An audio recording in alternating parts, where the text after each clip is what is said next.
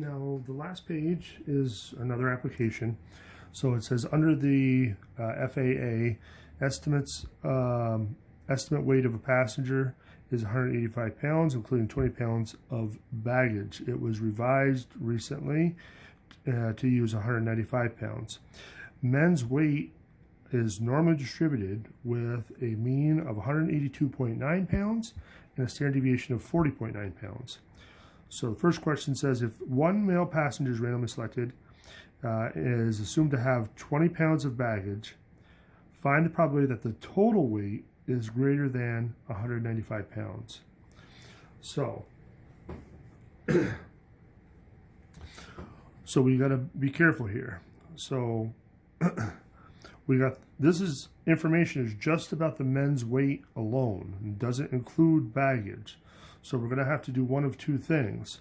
We're going to either have to add the baggage to this value, or we could just subtract it from the 195. So let me scroll it over here so you can see it. So remember, 195 is the total weight. So if we want to use this information, we got to get rid of the luggage, essentially. Now, I wouldn't get too worried about problems where you have to modify the values at all, but in this case, they do. They're trying to trick you by not doing that for you. So really, we're looking at 175 pounds. Okay, so now if we draw our picture, so again, the average is 182.9. So without baggage, it's 175. That would be just the man, 175 pounds. So we want to look at 175, which is going to have to be over here on the left. And we're shading greater than that. So we want that side. Okay. So we got our X. So we got to change it to a Z.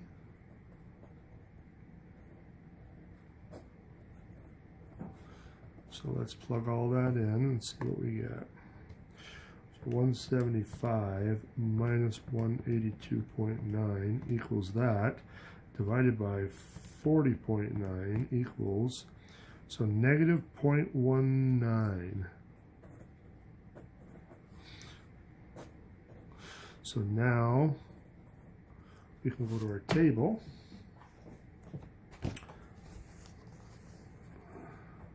Negative 0.1 is all the way down the bottom.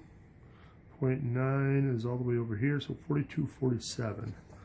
So 0.4247. Now, are we done? No. Let's subtract from 1.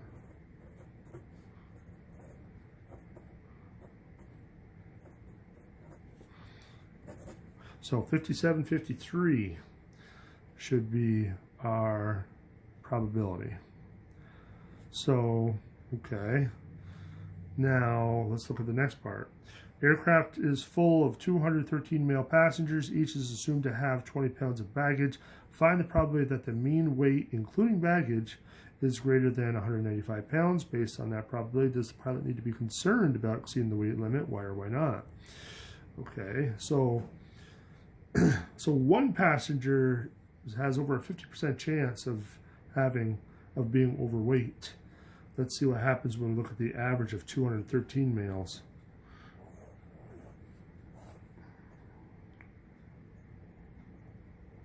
Now we're going to do the same thing. We're going to have to subtract 20 from that and get our 175.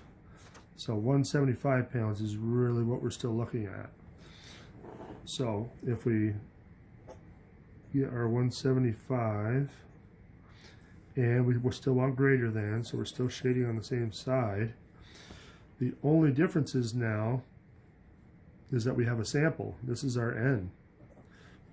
N is 213. So if we substitute into our formula, but be careful to make sure you use the modified one.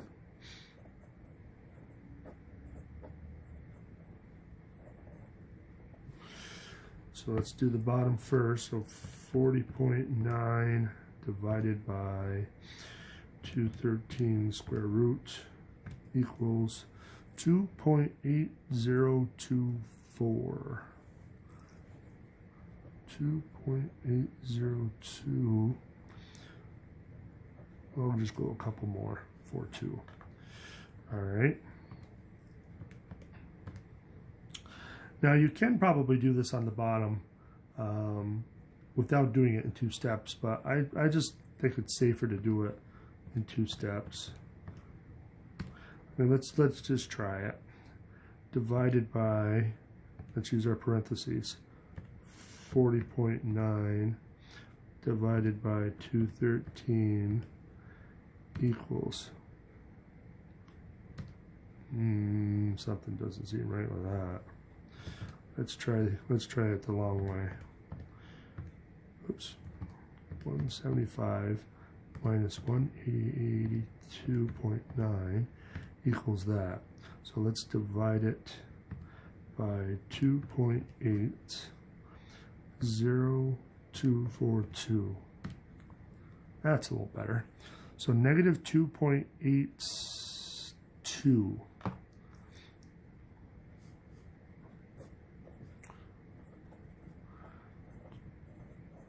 Okay, so now we can go to our table. Negative 2.820024.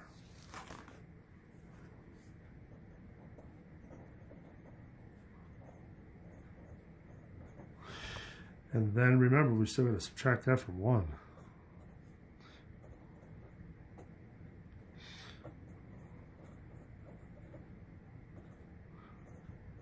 $9,976. So, does the pilot need to be concerned? Well, if this information is accurate, then the chances that the average of those men is over 195 pounds, including their baggage, is pretty darn high. Almost 100%. So I would say yes. And that's because there's almost a 100% chance that the average weight is going to be over our 185 pounds. So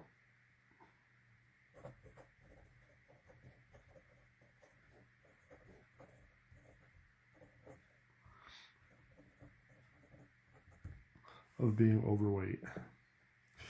Okay, so now the last problem is just making sure you understand why we can use this modified. So why can the central limit theorem be applied in part B? Well, there's 2 reasons why. First one is our sample is much bigger than 30. So that's one reason. So since n is greater than 30, and was equal to 213, central limit theorem applies. Now, if there were only 15 passengers, could the central limit theorem be applied? Why or why not? So, second part would be yes, because even though the sample was small, what else did we know? The men's weights are normally distributed. It said it right up in here. So men's weights are normally distributed. So we'll always go back to the population. How is the population distributed? If it's normally distributed, n could be anything. It doesn't matter. But if it doesn't specify how that population is distributed, you can't assume that it is normal, in which case n has to be greater than 30. Otherwise, the central limit theorem applies. So